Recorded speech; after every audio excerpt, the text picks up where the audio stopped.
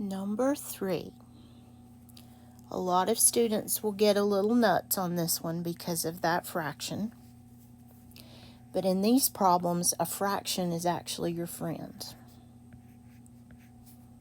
Remember, we're making fractions here, so we can deal with a fraction here. In this particular case, we don't have to put a denominator on the slope. It already has one.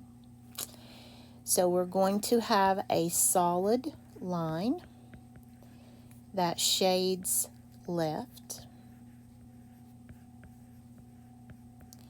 It will cross the y-axis at positive 2, and the slope is 1/2.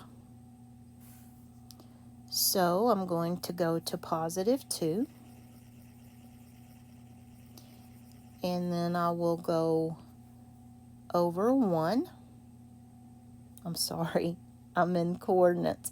I go up 1 over 2, up 1 over 2, up 1 over 2. That is a slope of 1/2. So up 1 over 2, you can see that this is a flatter slope than we've seen because it's just a half. It's not a whole unit. And I'm going to go ahead and keep doing that this direction as well, because we're getting into these that we need to see the whole line across the graph if possible. So I'll try to do that from now on. And there's the line.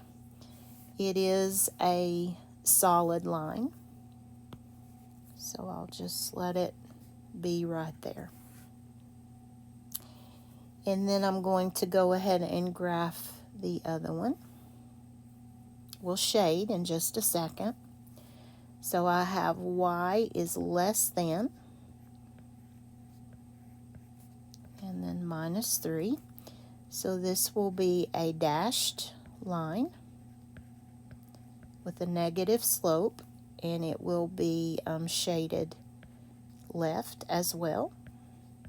Now that's a little bit bizarre. That's why I'm waiting to shade on this one. I actually prefer to shade at the end because that was always easier for me to find the region, but it's up to you. So the y-intercept, and then the slope is negative 2 over positive 1. And we're starting at negative 3, so let me put that one in here. And we're doing down 2 over 1. So let me go ahead and put in.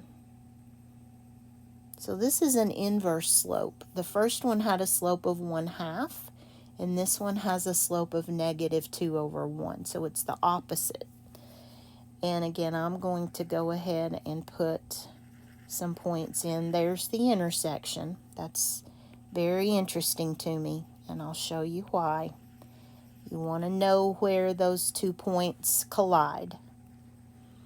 And this is a dashed line, so let me draw it and then I'll dash it. And there's a line. Let me come in with an eraser and just dash it. Okay. Now, we need to shade left. That both of them are telling us to shade left. So we're going to go up to the blue line and up to the red line in the left region. You see how those lines make the boundaries. Now we could have a solution on the red line, but not on the blue line, because the red line is solid, the blue line is dashed. But this is the region of solutions that will make that system true.